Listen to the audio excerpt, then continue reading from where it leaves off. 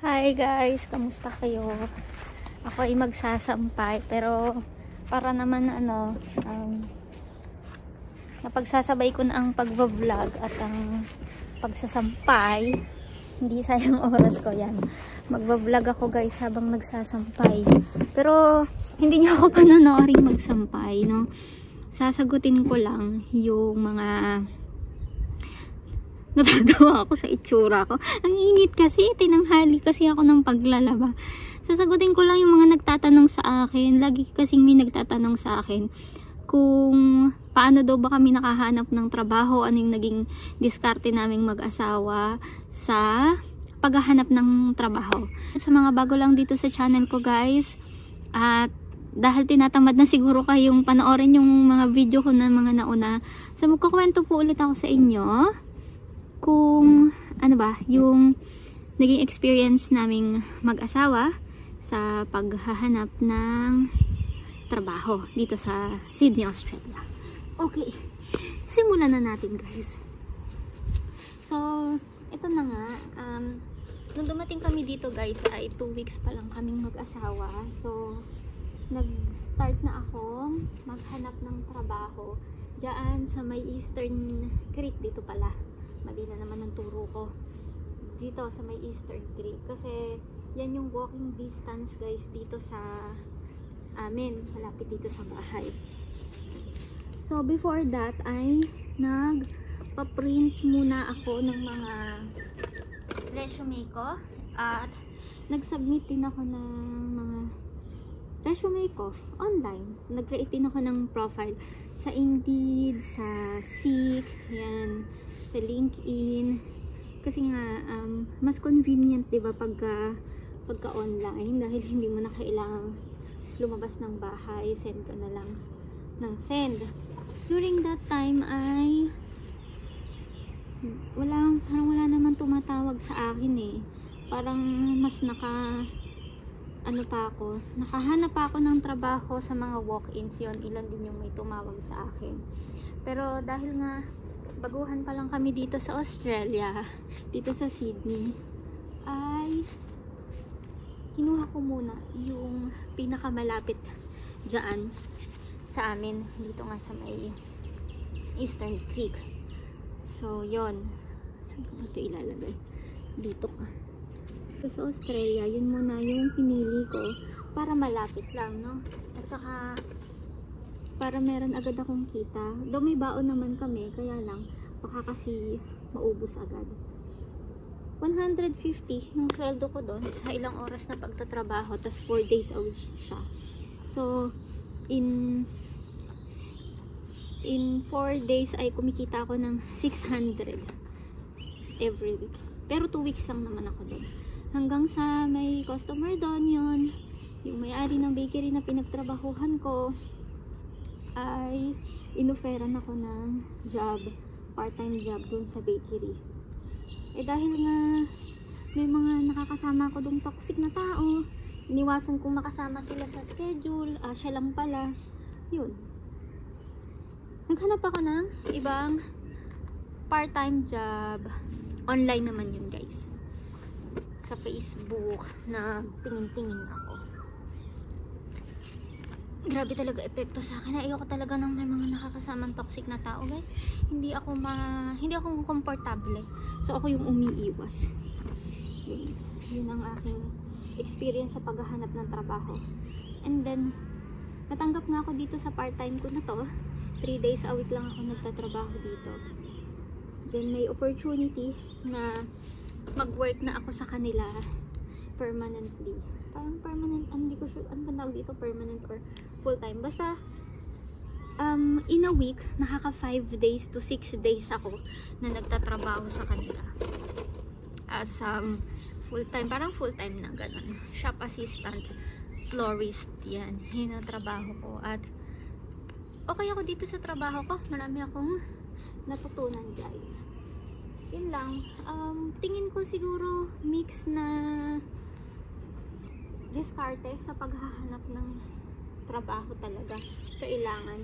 Hindi mo masasabi kasi kung saan yung swerte mo eh. Kung sa online ba or sa pag-walk-in ba. Pero mabuti na yung ready ka. Prepared ka. Yun yung experience ko sa trabaho. Mix siya. At yung mga naging trabaho ko lang dito ay masasabi ko, hindi ko siya pinaghirapan talaga na mahanap kasi kusang dumating. Kasi nung nakita ko to sa Facebook ng trabaho ko ngayon, ginawa ko, every time kasi na may gusto akong applyan guys, ay nire-research ko yung bago kung ano yung pangalan ng company. Nakita ko, so nire-research ko, flower shop, cafe.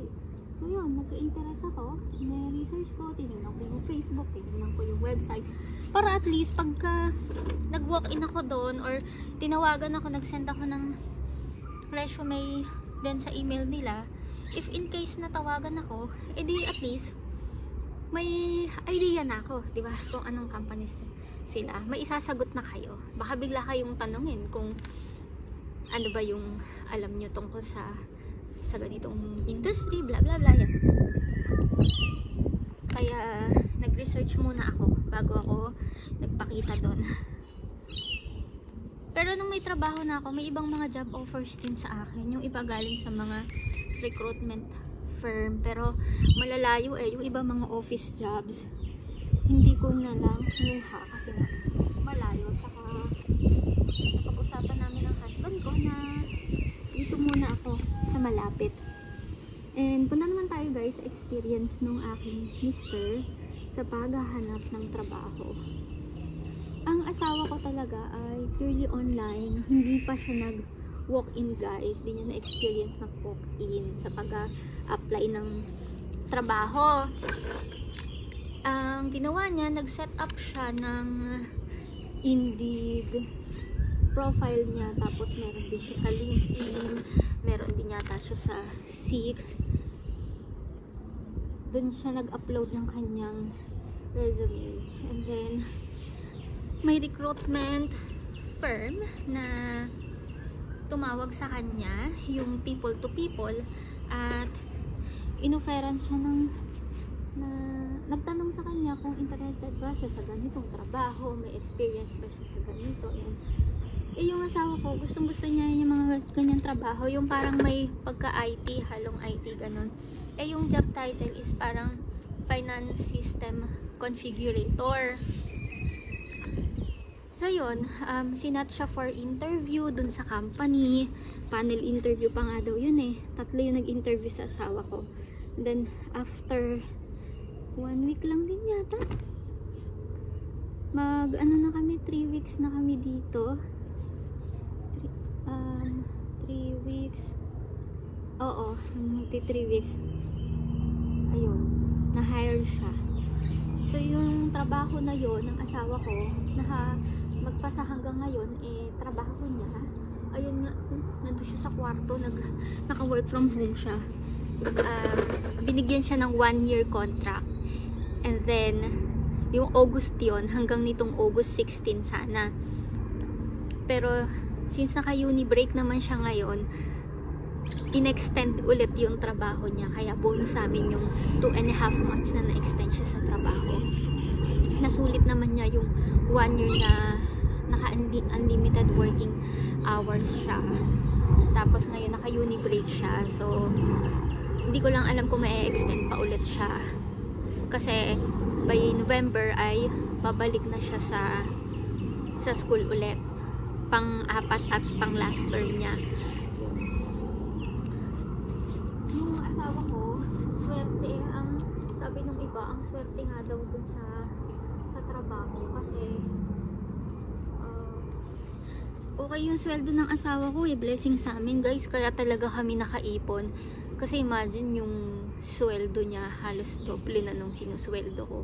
Magkano lang yung sweldo ko. Kaya bilang isang international student ang asawa ko, talagang pumabor talaga sa amin yung tadhana na makahanap siya or makuha siya, ma-offeran siya ng ganung trabaho. Kasi hindi naman niya talaga hinanap yun. Kusang dumating yung trabaho sa kanya at dahil may opportunity, ginarab na niya, hindi na namin pinalagpas. Kundi dahil sa naging trabaho ng asawa ko guys, ay iba siguro yung nararanasan namin dito sa Australia, iba yung aming experience. Kaya sobrang blessing talaga sa amin. Iba-iba guys yung experience natin dito. Wag kayong maniniwala dun sa iba na ang sarap ng buhay dito. Kasi even kami yung asawa ko, kahit papaano ay natsyempohan yung ganun trabaho, nahihirapan pa rin kami. May mga challenges pa rin kami dito guys. May mga struggle pa rin kaming nararanasan. At hindi biro guys mamuhay dito sa Australia, no? Lalo na kapag ikaw din yung inaasahan ng pamilya mo sa Pilipinas, tapos nagbabayad ka ng tuition fee mo dito, may mga loans pa kayo, kasi marami kaming loan sa Pinas, may bahay pa kami na naka-mortgage, yan.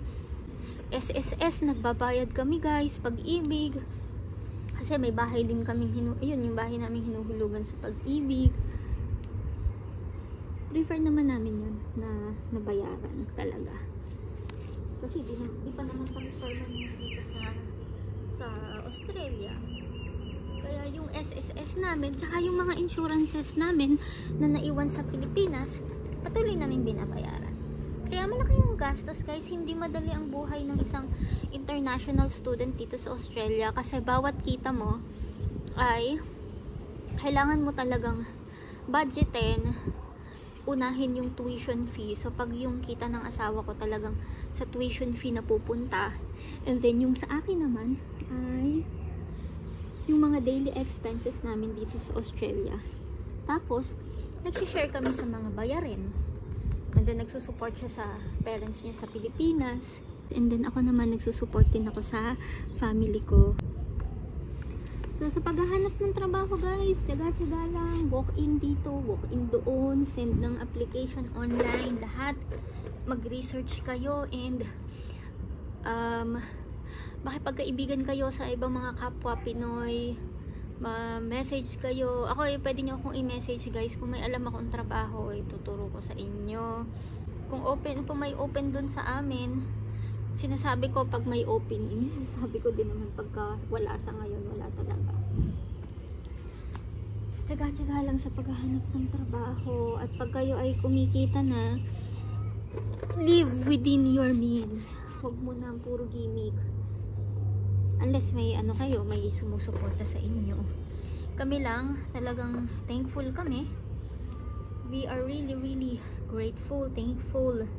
We feel blessed na sa kinikita namin guys ngayon, we have something to share pa. Parang we have extra to share sa aming family at even sa ibang tao. Nakakapag-share kami kung talagang may extra, may sobra. Kasi ang sarap talagang tumulong, no? Yung tipong kahit kami ay nahihirapan dito, minsan masaya kami na nakakatulong pa rin kami.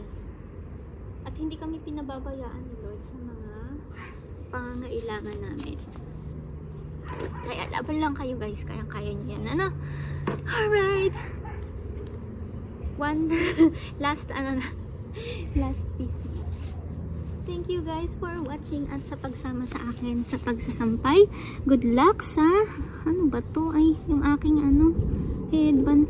Good luck guys sa paghahanap ng trabaho, lalo na sa mga bagong dating nating international student dito sa Australia. See ya! Thank you! God bless everyone!